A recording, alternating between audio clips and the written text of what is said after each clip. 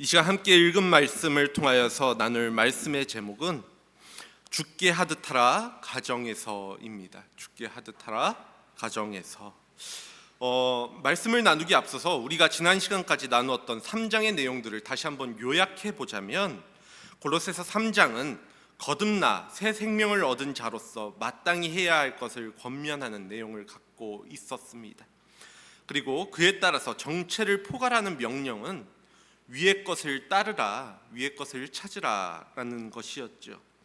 이렇게 위의 것을 찾는다라는 것은 우리의 마음을 하늘에 계신 그리스도께 두는 것을 의미했고, 그러기 위해서 우리는 땅의 것을 버려야 하고 또 새 사람에게 맞는 새 옷을 입어야 한다라고 말씀드렸습니다.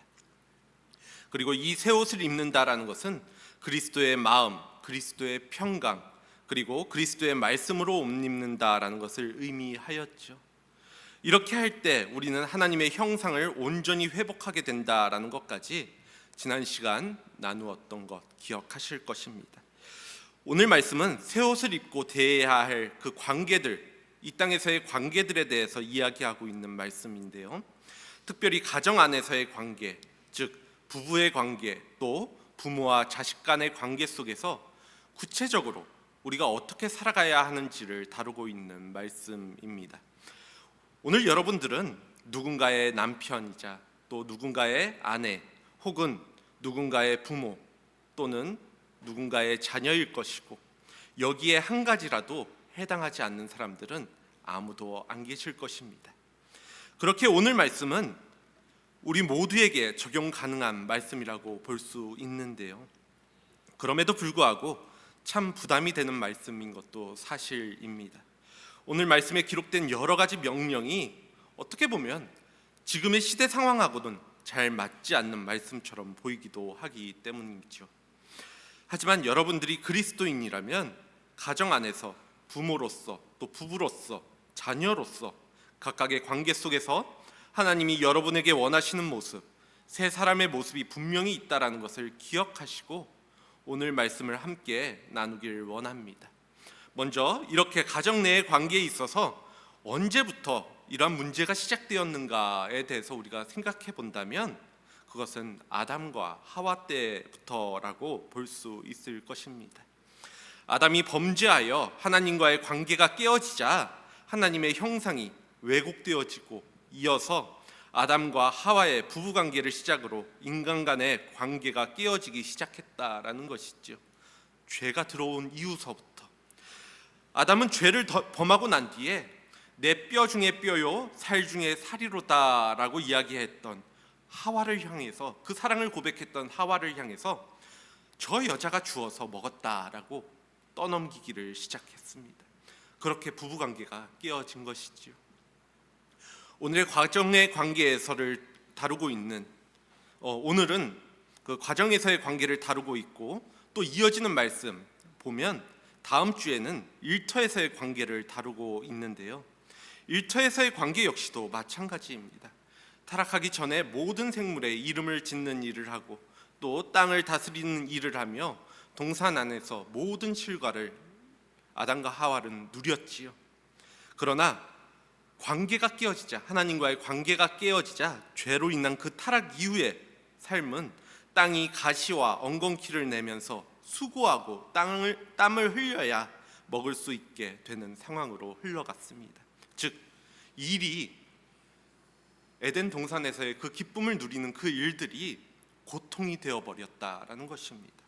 이처럼 땅의 관계의 모든 문제들은 하나님의 관계가 끊어지기 시작하면서 일어난 일들이라고 볼 수 있다라는 것이지요.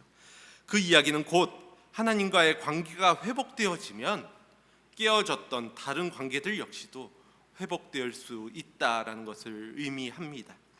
그래서 오늘 말씀은 위의 것을 찾는 그 세 사람이 회복해야 하는 관계, 특별히 가정에서의 관계, 즉 부부관계, 자녀의 관계에 대해서 말씀하고 있습니다. 그리고 이러한 관계를 회복하는 길에 대하여 오늘 본문에서 읽지 않았지만 통칭하는 23절 말씀은 이렇게 기록하고 있습니다. 무슨 일을 하든지 마음을 다하여 죽게 하듯 하고 사람에게 하듯 하지 말라. 물론 문맥상으로만 본다면 이 말씀은 그 앞에 나오는 상전에게 순종하되 죽게 하듯 하라 한 것을 가리키는 말씀이지요. 하지만 이 죽게 하듯 하라라는 말씀은 부부간의 관계, 또 부모와의 자식 간의 관계에도 적용되어질 수 있는 말씀입니다. 그래서 비슷한 교훈을 하는 에베소서 5장 22절 말씀을 보면 아내들이여 자기 남편에게 복종하기를 죽게 하듯 하라라고 기록하고 있음을 확인하실 수 있습니다. 남편이나 아내, 자녀 모두 분명 신이 아닌 인간인데 바울은 왜 이러한 인간들에게 죽게 하듯 하라라고 했을까? 이 질문에 대해서 한번 생각해 보시기 바랍니다. 아마도 마음에서 우러나서 복종하고 순종하라고 한다면 그럴 만한 남편, 그럴 만한 아내, 그럴 만한 부모, 또 그럴 만한 상전은 없다며 아무도 이 명령을 따르지 않았을 것입니다. 즉, 이 말씀은 그들에게 그럴 만한 이유가 있어서가 아니라 그럴 만한 충분한 합당한 이유가 있어서 그들에게 복종하라는 명령이 아니라 비록 복종하고 순종할 만한 그만하지 못할지라도 죽게 하듯 하라라는 말씀인 것이지요. 그렇다면 성경이 이야기하는 부부관계 속에서 죽게 하듯 해야 하는 아내의 의무이자 역할은 무엇일까? 즉, 아내는 어떠한 새 사람의 옷을 입어야 하는가 하는 질문입니다. 이에 대하여 오늘 본문 18절 말씀은 이렇게 기록하고 있습니다. 아내들아 남편에게 복종하라. 이는 주 안에서 마땅하니라. 부부관계 속에서 아내의 역할은 남편과 밀접한 관계가 있는데요, 아내는 남편과 함께 이룬 관계 안에서 복종이라는 의무를 갖습니다. 다른 말로 하면 아내의 역할은 복종하는 것입니다. 그런데 이 말씀은 군대식으로 우리가 일반적으로 생각하는 상명하복에 어떻게 보면 하라면 해, 시키는 대로 해, 명령에 무조건 순종해야 돼 라는 식의 복종을 의미하는 그러한 단어가 아닙니다. 여기서 주어진 명령, 복종하라 라는 명령은 20절에 자녀들에게 주어진 명령, 순종하라나 22절에 종들에게 주어진 명령, 순종하라와 같은 명령이 아니라는 것이지요. 사용된 단어가 다르다라는 것입니다. 우리말의 뉘앙스로는 복종이 앞서서 언급드렸던 것처럼 힘에 의한 강압적인 복종, 또 굴욕적인 순종처럼 들리지만 원어상으로 복종하다라는 말은 무엇 아래에 둔다라는 뜻입니다. 무엇 아래에 두다. 또 순종하다라는 말은 그에 반해서 무엇 아래에서 듣는다라는 의미를 갖고 있습니다. 그렇기에 복종하라는 말이 더 자발적인 요소가 강한 표현이죠. 그래서 아내들에게 주어진 명령, 복종하라라는 이 명령은 다른 누군가의 강압적인 명령에 따르는 복종이 아니라, 남편의 강압적인 명령에 따르는 복종이 아니라 자신 스스로 우러나오는 자발적인 복종을 의미합니다. 즉, 하나님이 남편에게 두신 권위 아래 자기 자신을 자발적으로 두는 모습을 의미한다라는 것이죠. 예수님께서 근본 하나님의 본체시니 하나님과 동등됨을 취할 것으로 여기지 아니하셨던 것처럼 스스로를 낮은 자리로, 순종의 자리로 자발적으로 취하는 것, 그것이 복종하라라는 의미의 그 뜻입니다. 이것은 오늘날 180도 다른 의미로 바울 당시 문화에서는 도저히 이해할 수 없는 명령이었습니다. 잘 아시는 것처럼 당시에는 특별히 더 여성들의 권위나 인권을 거의 인정하지 않았던 시대였는데요, 철학자 플라톤은 남자가 비겁한 삶을 살면 다음 생애에는 여자로 환생한다라고 주장하기도 하였고, 아리스토텔레스는 여자는 자유인 남성과 또 노예 그 사이에 어디인가 위치한다라고 가르칠 정도였습니다. 당시 대부분의 이교도 문화에서 여성이 어떻게 보면 물건처럼 여겨지기도 하였고, 사회적인 약자가 되어 남성의 욕구나 욕심을 채우는 일에 이용되는 등 여러 가지 차별과 핍박을 받기도 하였던 존재가 여성이었다라는 것이지요. 유대교 역시도 이것에 있어서 피할 수 없었습니다. 그들 역시도 기도 중에 여자로 태어나지 않는 것을 감사할 정도였지요. 하지만 성령 하나님께서는 당시에 이러한 문화를 완전히 뒤집는 진리를 선포하셨습니다. 갈라디아서 3장 28절 말씀인데요, 남자나 여자나 다 그리스도 예수 안에서 하나니라. 남자나 여자나 다 하나니라. 그리스도 안에서, 그 안에서는 인격적으로 근본적으로 남자와 여자 사이에 어떠한 차별이 없다라는 것, 즉 그 둘은 그리스도 안에서 완전히 동등하다라는 것입니다. 그렇다면 복종하라는 명령은 무엇인가? 이것은 아내가 남편과의 관계 속에서 맡은 역할을 의미한다라는 것이죠. 앞서서도 언급드렸던 것처럼 성경은 아내 외에 여러 대상에게도 복종이라는 명령을 이야기하고 있는데, 남녀를 불문하고 하나님이 위에 세운 권세에 교회의 일꾼에게 또 육신의 상전에게 복종하라고 이야기하고 있습니다. 아내뿐만 아니라 성경은 교회 안에서 일꾼들에게 복종하라, 또 일터에서 여러분들의 상전에게 복종하라라고 이야기하고 있다라는 것이죠.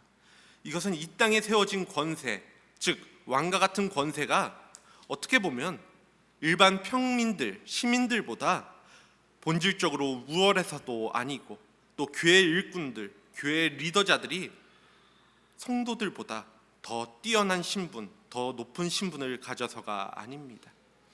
일터에서 보아도 상전이 종보다 더 높은 위치라서 복종해야 하는 것이 아니라는 것이지요. 이는 곧 각각의 그 관계 속에서 성경 속에서 막혀진 역할이 다르다라는 것을 의미합니다. 그러한 관점에서 보면 시민의 역할은 순종이고, 권세자들, 특별히 오늘날로 따지면 대통령의 역할은 그들을 바른 길로 인도하는 것입니다. 또 교회에서 성도들의 역할은 순종이고, 또 일꾼들과 리더자들, 또 목회자들의 역할은 그들을 사랑하고 또 인도하는 것이지요. 일터에서 종의 역할은 순종이고, 또 상전의 역할, 또 주인의 역할은 종의 필요를 돌보는 것입니다. 마찬가지로 남편의 역할은 가정을 사랑으로 인도하고 다스리는 것이고, 아내의 역할은 그러한 남편에 복종하는 것이지요.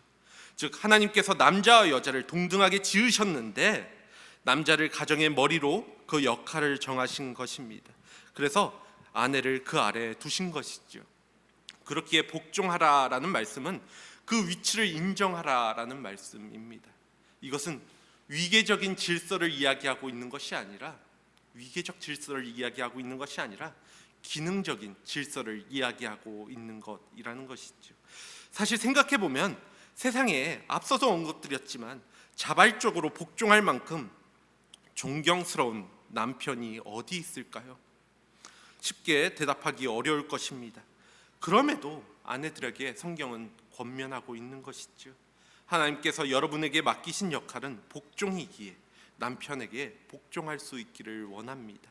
그리고 그 일에 죽게 하듯 하라라고 성경은 말하고 있습니다.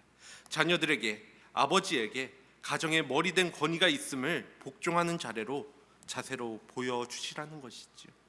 그것이 가정의 질서를 세우는 하나님 앞에서 마땅한 자세라는 것입니다. 또한 그렇게 할 때 아내는 남편에게 존경스러운 부분들을 발견할 수 있습니다.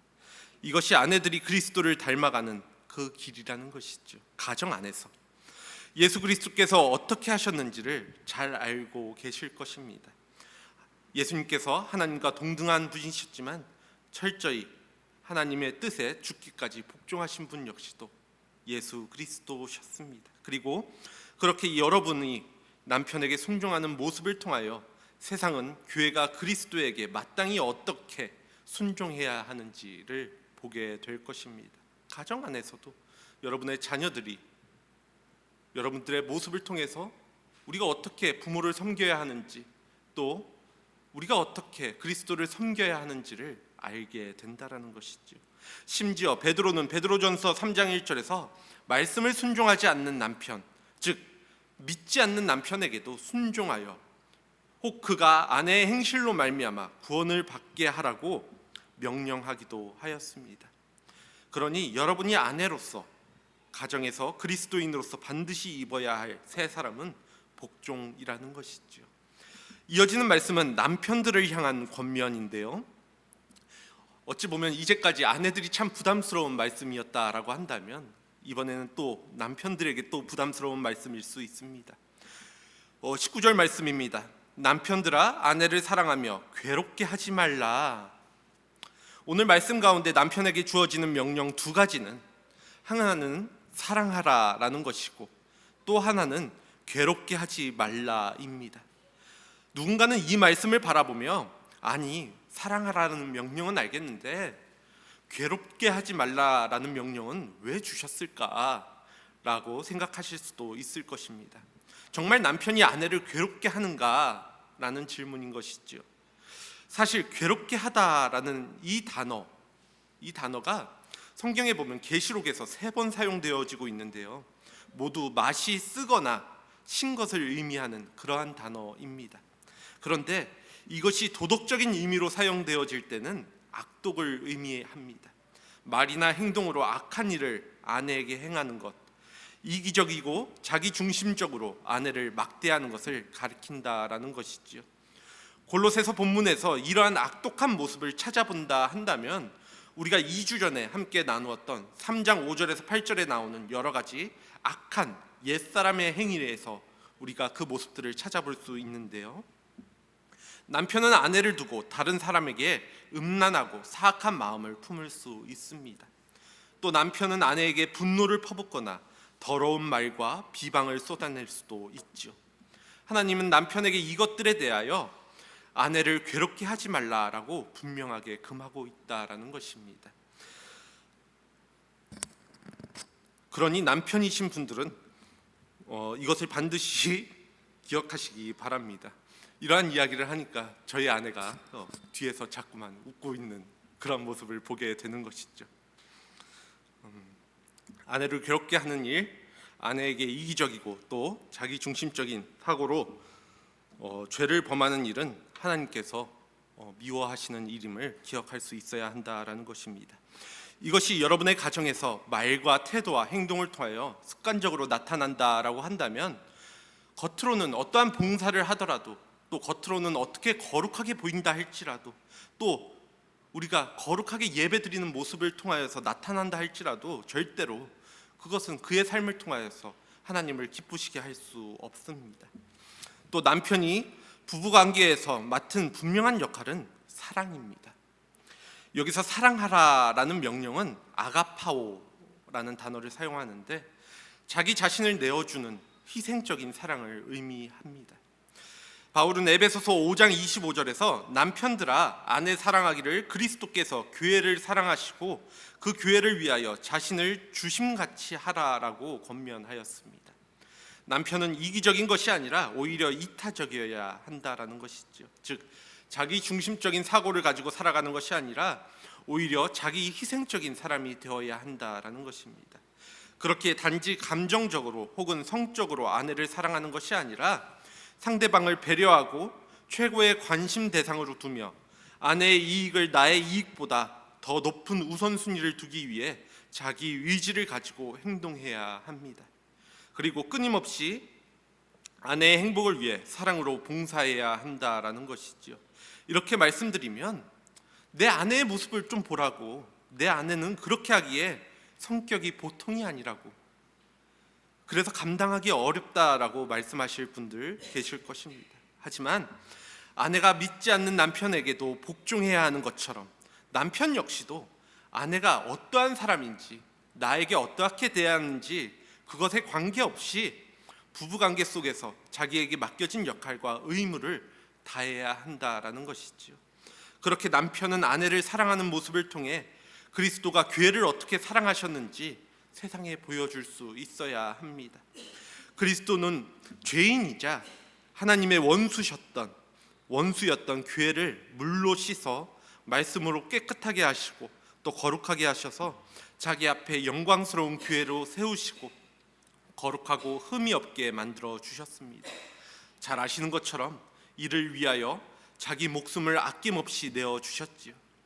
남편이 아내에게 보여줄 사랑의 깊이, 따라야 할 사랑의 본이 바로 그리스도의 사랑입니다. 그리스도께서 우리들을 죽기까지 사랑하셨듯이 아내들을 사랑하는 것, 이것이 주를 닮아 죽게 하듯 하는 것이라는 것이지요. 그러니 남편이 가정에서 그리스도인으로서 반드시 입어야 할 세 사람은 사랑임을 잊지 마시기 바랍니다. 지금까지 부부관계 속에서 남편과 아내가 각각 입어야 할 세 사람을 살펴보았는데요. 아내는 복종으로, 또 남편은 사랑을 입어야 한다라고 말씀드렸습니다. 그리고 이 각각의 명령은 상호의 책임을 요구합니다. 사랑이 풍성한 남편에게 아내는 기쁨으로 복종할 수 있죠. 또 반대로 죽게 하듯 복종하는 아내를 바라보며 남편은 사랑하지 않을 수 없을 것입니다. 최악의 경우는 상호의 책임을 요구하는 것인데요. 당신이 제대로 사랑을 보여줘야 내가 복종을 하지라고 말하거나, 당신이 복종을 해야 내가 사랑하는 마음이 생기지, 이러한 식으로 생각을 한다면 가정이 분열하고 말 것입니다. 그렇기에 18절에 나오는 주 안에서를 주목하여 보시길 바랍니다. 그리고 오직 주님을 바라봄으로 죽게 하듯 자기 자신의 가정 안에서의 주어진 역할들을 충성을 다하여 행하실 수 있기를 원합니다. 상대방이 하는 것을 봐서 자기의 역할에 충성하지 말지를 결정하는 것이 아니라 주님을 바라보고 충성하자라는 것이죠. 지난주에 우리가 살펴본 대로 오직 그리스도의 마음과 평강, 말씀과 이름으로 옷 입고 그리스도가 우리에게 먼저 보이신 사랑을 힘입어 각각 자기 아내를 사랑하고 또 남편에게 복종하자라는 것이죠. 가정 안에서 회복되어야 할 관계 두 번째는 부모와 자녀와의 관계인데요. 부모와 자녀 관계 속에서 먼저 자녀의 의무이자 역할은 무엇일까요? 즉, 자녀는 어떠한 세 사람의 옷을 입어야 한가라는 것입니다. 이에 대하여 본문 20절 말씀은 이렇게 기록하고 있습니다. 자녀들아, 모든 일에 부모에게 순종하라. 이는 주 안에서 기쁘게 하는 것이니라. 자녀에게 주어진 하나님의 명령은 순종입니다. 앞서 말씀드린 것처럼 이 순종이라는 단어는 그 아래에서 들으라라는 의미입니다. 그 아래에서 들어라. 이는 곧 아내가 남편에게 해야 할 복종보다는 더 큰 강도의 표현이지요. 사실 자녀에게 부모는 하나님과 같은 존재입니다. 부모로부터 세상에 태어났고 또 성장하는 데 필요한 대부분의 공급을 부모로부터 받게 되어지지요. 그러니 부모의 권위를 존중하고 순종하라라는 것입니다. 그런데 생각해 보면 생명도, 또 우리가 성장해 가는데, 자녀로서 성장해 가는데 필요한 모든 것도 사실 부모를 통해서, 부모가 그 도구가 되어서 하나님께서 주신 것입니다. 부모의 권위를 인정하고 순종하는 것을 통해서 더 위에 계신 하나님의 권위에 순종하는 법을 배우도록 하신 것이죠. 그래서 부모에게 순종하라라는 것은 주께 기쁨을 일으키는 것과 연결되어지는 것입니다. 이와 관련하여 성경은 지속하여서 부모를 향한 공경에 대해서 말씀하고 있는데요. 예수님 역시도 부모 공경을 분명하게 말씀하셨습니다. 마태복음 15장 4절 말씀입니다. 하나님이 이르셨을 때 내 부모를 공경하라 하시고 또 아버지나 어머니를 비방하는 자는 반드시 죽임을 당하리라 하셨거늘 이라고 말씀하셨습니다. 그리고 에베소서 6장 2절에서 3절 말씀을 보면 내 아버지와 어머니를 공경하라, 이것은 약속이 있는 첫 계명이니 이로써 네가 잘되고 땅에서 장수하리라 라고 기록하고 있습니다.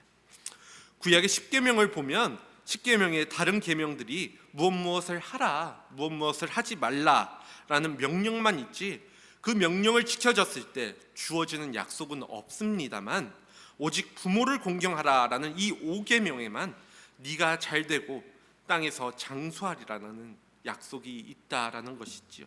그만큼 이 계명을 중하게 여겼다라는 것을 알 수 있습니다. 특별히 바울은 모든 일에 라는 말로 자녀가 부모에게 순종해야 할 그 범위가 매우 넓다라는 것을 이야기해 줍니다. 자기 마음에 드는 것만 순종하라라는 것이 아닙니다. 부모의 말 중에 내가 합당하다고 여겨지는 것만 순종하라는 것이 아니라는 것이죠. 모든 일에 순종할 수 있어야 합니다. 특별히 독립하기 전까지 하나님은 자녀를 부모의 권위 아래에 두셨습니다. 그러므로 부모의 말에 순종하지 않는다라고 한다면 그것이 무엇이든지 결국 하나님의 권위를 무시하는 것과 같다라는 것이죠. 그렇게 예수님을 믿는다라고 말하면서 부모의 말에 불순종하는 사람은 사실 거짓말을 하는 사람과 같습니다. 부모에게 함부로 대하는 것은 부모에게 권위를 주신 하나님에게 막대하는 것과 같다라는 것이죠. 참고로 본문이 말하는 자녀들은 어린아이로부터 시작해서 성년의 자녀까지를 포함합니다. 가장의 권위 아래에 있는, 다른 말로 하면 집에서 독립하지 않는 자녀를 가리키고 있다라는 것인데요. 어떤 부모는 부모를 떠나 자녀와 배우자와 한 몸을 이룬 자녀에게까지 자기 명령에 순종할 것을 요구하며 하나님께서 부모에게 순종하라라고 하지 않으셨냐고 주장하시는 분들 있습니다. 그런데 이 명령은 성경의 지지를 받을 수 없는 주장이라는 것이지요. 이러한 주장은 가정을 이룬 자녀는 부모를 떠나 독립적인 가정을 이루기 때문에 부모는 독립된 자녀에게 좋은 권면과 조언을 해줄 수 있을지라도 본문이 말하는 순종을 요구할 수는 없습니다. 더 나아가 아직 결혼 전이지만 성인이 되어 더 이상 가장의 권위 아래 있지 않고 독립한 자녀 역시도 순종의 의미를 갖지는 않습니다. 부모를 공경하고 존경하는 것은 계속해서 해야 될 일이지만 본문이 말하는 순종은 오직 부모의 권위 아래에 있는 자녀에게만 해당하는 말씀이라는 것이죠. 한 가정 안에 있는, 한 식구 안에 있는 자들에게만 이야기되어지는 명령입니다. 이 부분은 부모에게 준 명령을 살펴보면서 더 나누어 보도록 하겠습니다. 자녀가 다시 돌아와서 부모에게 순종하는 것, 이것이 하나님이 부모와 자녀의 관계 속에서 자녀에게 원하시는 것인데요. 그렇게 순종은 절대적인 태도와 행위를 요구합니다. 앞서 이야기된 것처럼 어린 자녀로부터 시작해서 아직 독립하지 않는, 또 결혼하지 않는 자녀들까지의 그 자녀들 사이에서 일어나는 그 순종은 절대적인 태도와 행위를 요구한다라는 것이지요. 귀찮아하고 지겨워하고 말대꾸하고 반항하는 것이 아니라 마음으로부터 순종하는 태도를 갖추고 부모의 말에 행동으로 순종해야 한다.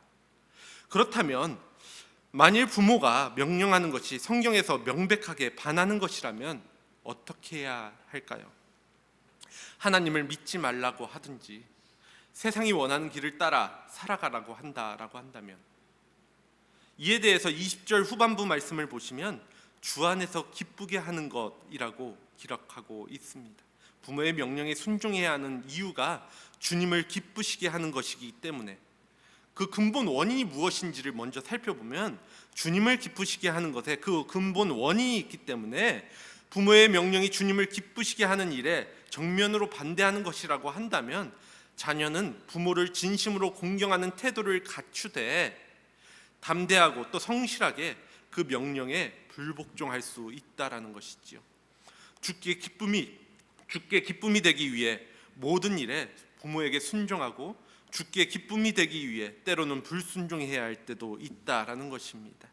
결론적으로 모든 일에 주께 하듯 그렇게 주님께 기쁨으로 나아가는, 주님께 기쁨이 되는 일을 할 수 있어야 하는 것이 자녀의 역할이라는 것이지요. 그렇게 가정 안에서 자녀로서 주님이 기쁨이 되어지는 그러한 삶을 살기 위해서 부모를 사랑하고 또 공경하며 순종하는 여러분들이 되어지길 원합니다. 이제 마지막으로 부모와 자녀의 관계 가운데 부모에게 주시는 명령을 살펴보길 원하는데요. 본문 21절 말씀입니다. 아비들아 너희 자녀를 노엽게 하지 말지니 낙심할까 함이니라. 21절 말씀을 보면 명령의 대상은 아비들입니다. 아비들, 아버지들. 아버지와 어머니 둘 다 적용할 수 있는 명령이지만 일반적으로 아버지가 가장으로서 앞서서도 언급드렸지만 가정 안에서 권위를 가지고 다스리고 있기 때문에 바울은 아비들에게 이 명령을 주고 있는 것이지요. 흥미롭게도 하나님께서 아버지들이 부모와 자녀의 관계 속에서 따르기 원하시는 것, 입기 원하시는 세 사람의 옷은 자녀를 노엽게 하지 말라라는 것인데요. 그렇다면 자녀를 노엽게 한다라는 것은 무엇을 의미하는가? 만일 이 말씀이 자녀가 화를 내지 않도록 하여라, 분을 내거나 속이 상하지 않도록 하여라 라는 의미로 이해하여진다라고 한다면 아마도 자녀를 키워보신 모든 분들은 그것이 불가능한 일임을 잘 알고 계실 것입니다.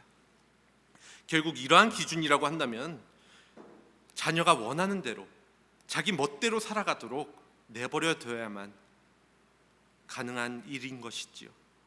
그렇게 여기서 노엽게 하다라는 말은 분노하게 하고 원한을 갖게 하는 것을 의미합니다. 즉 계속해서 잔소리하거나 무시하는 태도, 그것을 갖지 말아라라는 뜻을 의미한다라는 것이지요.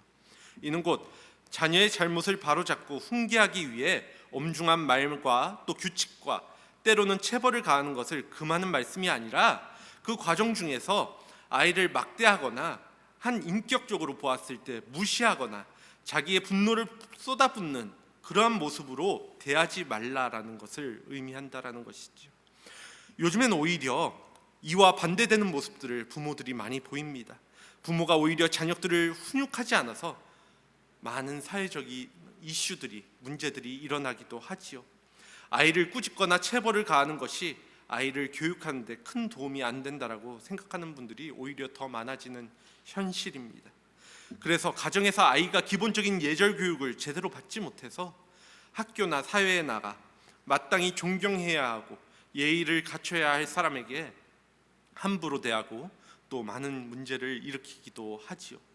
그러한 문제들에 대해서 대부분의 부모들은 우리 아이가 그것을 잘 몰라서 그랬다라고 두둔하며 이야기하기도 합니다. 그런데 이것은 옳은 모습은 아닌 것이죠. 부모는 자녀에게 에베소서 6장 4절에서 말씀처럼 오직 주의 교훈과 훈계로 양육케 함으로 마땅히 옳은 것이 무엇인지를, 세상 살아가는 데 있어서 무엇이 옳은 것인지, 어떻게 다른 사람들을 대해야 하는 것이 옳은 것인지 가르칠 수 있어야 합니다. 훈육할 수 있어야 하는 것이지요. 또 히브리서 11장 6절 말씀에서 주께서 그 사랑하시는 자를 징계하시고 그가 받아들이시는 아들마다 채찍질하시는 것처럼 자식을 사랑하는 자는 자식을 근실히 가르쳐야 함을 성경은 계속해서 말씀하고 있는 것도 우리가 기억해 볼 수 있어야 합니다. 하지만 그러한 훈육 과정에서 그것이 필수적으로 필요한 일이지만 부모가 자녀를 괴롭게 하는 일을 하지는 말라라는 것이죠. 그것에 대해서 앞서 이야기한 것처럼 나의 감정이 드러나게, 혹은 그것을 통해서 아이가 잘 되는 그 목적이 아니라 오히려 그것이 주객이 전도되어서 나의 분함을 토로하는 그러한 관점으로 가서는 안 된다라는 것이죠. 그렇게 부모는 자녀를 바라보며 부모의 복사판이 되도록 자녀의 삶을 하나부터 열까지 통제하려고 하거나 부모의 환상을 대신 만족시킬 대상으로 삼아서는 안 됩니다. 또 훈육할 때도 앞서 이야기한 것처럼 분노하거나 죄를 쏟아부어서는 안 되는 것이죠. 그렇게 할 때 자녀는 낙심하게 된다라는 것입니다. 특별히 가정에서 독립된 자녀에게 자기의 생각을 어떻게든 관철시키려는 부모는 아무리 그것이 자녀의 유익을 위한 것이라 할지라도 결과적으로 자녀에게 도움이 되지 않는다라는 것을 알고 계셔야 합니다. 필요한 조언을 하되 순종을 강요하지 말라라는 것이죠. 일반적으로 부모는 자녀보다 먼저 이 세상을 떠납니다. 그래서 남겨진 자녀가 독립적으로 이 세상을 지혜롭게 살아가기를 간절히 원하지요. 내가 없이도 이 자녀가 마땅히 이 땅에서 어떻게 잘 살아갈 수 있을까, 한 명의 사회인으로 어떻게 잘 살아갈 수 있을까 바람이 우리 모두에게는 부모로서 있습니다. 마치 두발 자전거를 아이가 탈 수 있도록 뒤에서 붙잡아주고 또 손을 놓고 아이가 스스로 자전거를 타도록 하는 그런 것처럼 말입니다.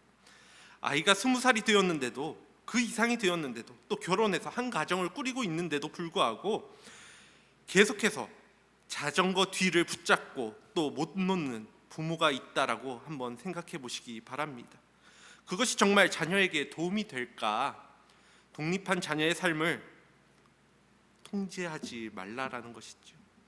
옆에서 지혜로운 조언을 하되 주님께 그들의 삶을 맡겨드리기를 요청드립니다. 그 이상이 된다라고 한다면 부모가 할 수 있는 것들, 물론 지혜로운 것들 이야기할 수 있어도 또 그 이상으로 우리가 또 바라야 하는 것들, 또 해야 될 일들은 하나님께서 그 일들을, 우리 자녀의 삶들을 어떻게 이끌어 가실까를 기도하는 것, 또 그것으로서 후원하는 것입니다. 스스로 넘어지고 또 일어서는 법, 그것을 배울 수 있도록 말입니다. 지나친 간섭과 통제와 또 분노와 강요는 자녀가 낙심하여 자신감을 잃어버리고 또 쓸데없는 죄책감과 땅에 떨어진 자존감을 가지고 인생을 살아가게 만들게 될 것입니다. 그러니 오직 주님을 바라보고 주님을 두려워하며 주님을 사랑하며 살아가도록 기도하는 것, 그것이 부모의 역할이라는 것이죠. 그 이상 되는 성령 이상이 되어지는 자녀들을 향한 부모의 역할이라는 것입니다. 오늘 말씀을 정리합니다. 오늘 우리는 가정 안에서의 관계, 그 가운데 남편과 아내, 또 부모와 자녀 관계 속에서 하나님이 두신 각자의 역할들을 나누었습니다. 새 사람이 되어 새 옷을 입게 되므로 하나님의 형상을 회복하게 되어질 때 우리는 분명 가정 안에서 하나님이 주신 각자의 역할들을 잘 감당할 수 있습니다. 즉 우리가 지난 시간들 속에서 나누었던 것처럼 하나님을 바라볼 때, 또 하늘의 것을 바라볼 때 그리스도를 바라보는 자들이 있기에 가정 안에서 서로를 바라봄에 있어서, 즉 남편을 바라보고 또 아내를 보아서, 자녀를 보아서, 부모를 보아서 무엇인가 합당하기에 복종하고 또 사랑하며 순종하고 노엽게 하는 것이 아니라 그 어떤 조건과 상관없이 그리스도가 우리에게 맡기신 일에 기쁨으로 충성할 수 있습니다. 우리의 궁극적인 만족이 모든 것에 초월하시는 하늘에 계신 예수 그리스도께로부터 오는 것이기 때문에 말이지요. 그렇게 새 사람을 옷 입은 자들은 이러한 변화가 가능하다라는 것입니다. 어떠한 이유가 있어서 그들을 사랑하는 것이 아니라, 어떠한 이유가 있어서 가정에 더 열심히 일하는 것이 아니라 하나님께서 나에게 충만한 은혜를 부어주시기에 그 은혜 가운데 내가 살아가기에 그렇지 않는 아내를 보아도, 그렇지 않는 남편을 보아도, 그렇지 않는 자녀를 보아도, 그렇지 않는 부모를 보아도 그 역할에 맞게, 나의 역할에 맞게 행할 수 있게 되어진다라는 것입니다. 예수 그리스도 안에 있을 때 우리의 영혼에 영원한 만족이 있고, 그분 안에 가정 안에서 부부가 각각 맡은 역할을 담당하는데, 또 부모와 자녀가 각각의 역할을 담당하는데 필요한 지혜와 지식의 모든 보화가 감추어져 있습니다. 예수 그리스도께서는 세상이 줄 수 없는 사랑과 지혜로 가정에서의 관계를 아름답게 빚어 가실 것입니다. 서로 사랑하고 복종할 수 있도록, 또 서로 순종하고 노하지 않을 수 있도록 새롭게 변화시키고 또 자라나게 하신다라는 것이지요. 그러므로 아직 예수 그리스도를 믿지 않고 따르지 않는 분들은 가정 안의 관계 속에서 고통과 갈등을 가져오는 죄를 몰아내시는 예수님을 여러분의 마음과 가정으로 초대할 수 있기를 바랍니다. 그리고 항상 가정에서 죽게 하듯 함으로 예수 그리스도를 삶의 주인으로 믿고 따르는 믿음의 가정으로 그 가정들을 만들어 가시기를 바랍니다. 이렇게 하나님과의 관계가 회복되어짐으로 가정에서의 모든 관계들이 회복되어지는 놀라운 역사가 우리 모든 가정 가운데 일어나기를, 또 이미 그러한 가정 가운데 있다라고 한다면 이를 잘 유지하고 또 키워갈 수 있는 믿음의 가정들이 모두 되어지기를 주님의 이름으로 간절히 소원합니다. 이 시간 함께 기도하도록 하겠습니다.